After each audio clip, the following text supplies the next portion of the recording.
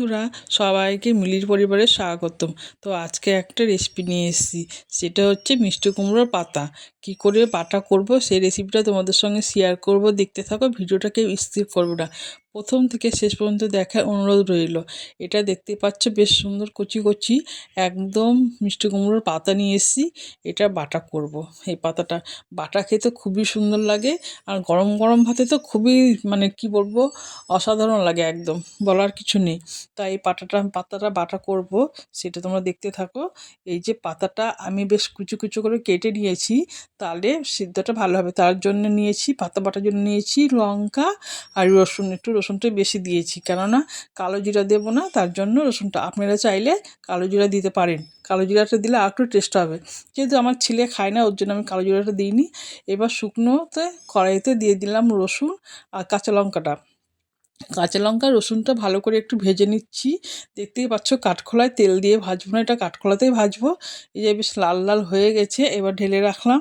তারপরে দিয়ে দিলাম কড়াইতে এই যে কুমড়োর পাতাটা দিয়ে দিলাম, দিয়ে একটু নাড়াচাড়া করছি, কেননা এটা একটু ভাপিয়ে নিতে হবে। ভাপিয়ে নিলে বাটাটা খুব সুন্দর হবে, ভালো হবে। এই যে একটু হালকা জল দিয়ে দিলাম, পাতাটা এবার ঢেকে দেবো।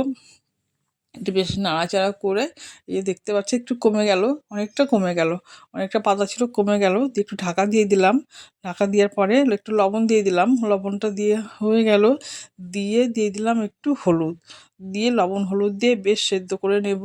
দেখতে পাচ্ছ অনেকটা জল বেরিয়ে গেছে কুমড়োর পাতা দিয়ে, বেশ জলটা বেরিয়েছে। এটা জলটা শুকিয়ে যাবে, তারপরে পাতাটা বাটবো। যাই হোক, এই যে জলটা একটু শুকাবে, অনেকটা এখনও জল আছে। এই যে শুকিয়ে গেল, যাই হোক। দিয়ে এবার পাতাটা ঝরঝরা করে নিচ্ছি, দিয়ে তারপরে এবার পাতাটা নামিয়ে নেব। এই যে শুকনো শুকনো হয়ে গেছে, জলটা না মরলে পাতাটা ভেতর করবে। দিয়ে যে এবার শিলপাটাতে বাটবো। শিলপাটাতে বাটি না, মিক্সিতে বেটে বেটে অভ্যাস। তো আজকে কুমড়োর শাকটা শিলপাটাতে বাটছি বন্ধুরা। আজকে তো আমার খুব কষ্ট হচ্ছে, কিন্তু কিছু করার নেই, আমাকে শিলপাটাতেই বাটতে হবে। আর মিক্সিতে হয়, কিন্তু শিলপাটাতে বাটলে টেস্টটা আলাদা হয়। দিয়ে দিলাম কড়াইতে তেল, তেলটা গরম হয়ে গেল। এবার আপনারা চাইলে এখানে কালো জিরা অ্যাড করতে পারেন, সেটা আমি দেবো না। এবার আমি শাকটা দিয়ে দিলাম, কুমড়ো শাক বাটাটা তেলের মধ্যে দিয়ে দিলাম। তেলটা একটু বেশি লাগবে, কম তেল দিলে ঝরঝরা হবে না, টেস্টি হবে না। এর থেকে আর একটু তেল দিলে ভালো হয়, তো আমি তেলটা এরকমই দিলাম। যাই হোক, এবার একদম এটা ঝরঝরা হবে, ভালো করে নাড়তে হবে, না নাড়লে লেগে যাবে, কুমড়োর পাতা বাটাটা লেগে যাবে। সুন্দর করে বেশ নাড়াচাড়া করতে হবে, দেখতেই পাচ্ছ। এটা একদম ঝরঝরে হবে, আর গরম গরম ভাতে খেতে যা লাগবে বন্ধুরা, অসাধারণ লাগবে। যদি পারেন আপনারা একবার রেসিপিটা ট্রাই করে দেখবেন।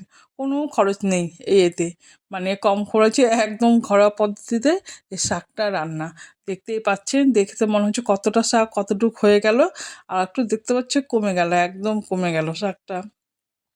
এটা নাড়তে নাড়তে নাড়তে নাড়তে বেশ সেটা একদম শুকিয়ে যায়, একদম কমে যায়, জলটা যেহেতু মরে গেল ওর জন্য কমে গেল। যাই হোক, এইবার আমি নামিয়ে নেব শাকটা। শাকটা একটা বাটিতে নামিয়ে নিলাম। কতটা শাক কতটুক হয়ে গেল বন্ধুরা, দেখতেই পাচ্ছ। যাই হোক বন্ধুরা, আমার রেসিপিটা এখানেই শেষ হয়ে গেল। তো ভাত দিয়ে খেয়ে দেখালে ভালো লাগতো, তো তোমরা পারলে একবার ট্রাই করে দেখবো অবশ্যই, ঠিক আছে। আর ফেসবুক থেকে দেখলে আমার পেজটা অবশ্যই ফলো করে দিবে, আর ইউটিউব থেকে দেখলে আমার চ্যানেলটা সাবস্ক্রাইব করে দেবে। আর নতুন বন্ধু হয়ে থাকলে আমার পাশে থাকবে। ভিডিওটা এখানে শেষ করলাম, টাটা বন্ধুরা।